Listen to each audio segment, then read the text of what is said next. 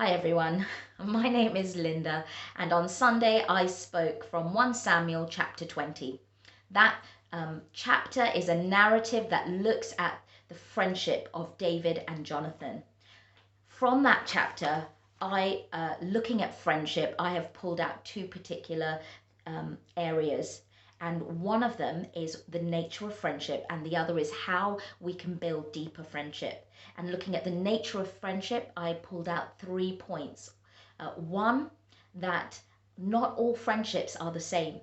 We will not have dozens of friends with the depth and emotional intimacy that David and Jonathan shared. In fact, it would be really unrealistic to expect every one of your friendships and relationships to have that kind of depth.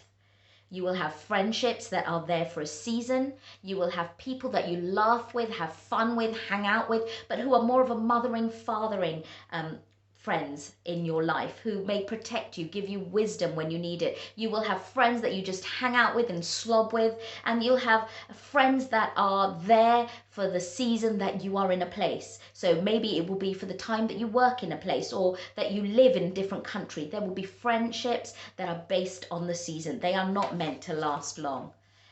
There are different friendships, and we shouldn't expect every one of our friendships to have the depth that David and Jonathan did. Also, that friendships are different but complementary to family. And we've got to be careful here because Jesus challenges us when he asks the question, talking to his followers, who is my mother and brothers? Who are they? And we need to make sure that our family doesn't become a stronghold or an idol, and that we give friendship its right value and space in our lives for people to input, people different to us who can speak into our lives when they see the strongholds or the battles that we are going through.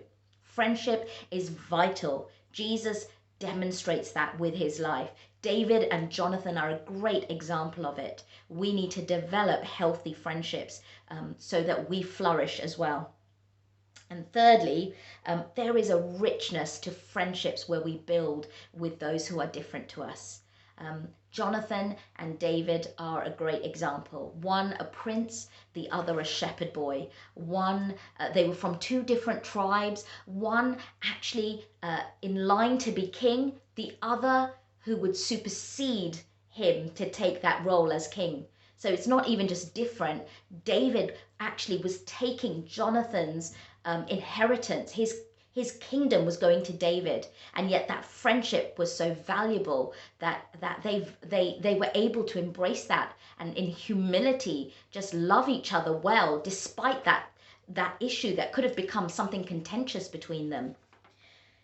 Secondly, how to build deep friendships or deeper friendships. Well, one, friendship requires commitment. It requires time, it requires effort, and it requires integrity and faithfulness. Friendship it takes something of us. Secondly, it requires risk and sacrifice. You know, we may have friends who at this time during COVID are struggling with mental health things. It might be that they're carrying so much that things are coming to the surface and they're struggling to walk well through this. Well, we've got a choice. We can walk away or we can walk alongside them, even though it's costly for us.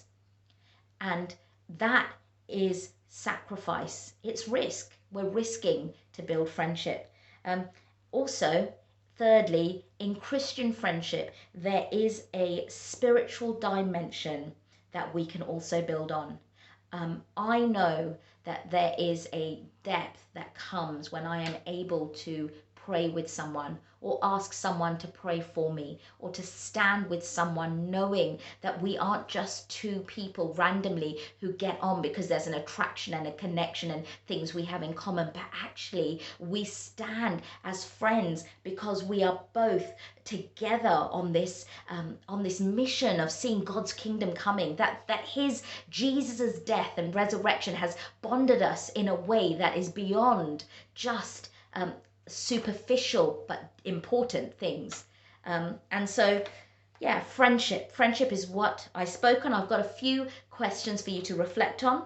One, to read 1 Samuel 20 together, and is there anything that stands out to you in that narrative? And then also to share about a friendship that has impacted you in some way and why that friendship was so important, whether it's a good impact or a not so good impact. Okay.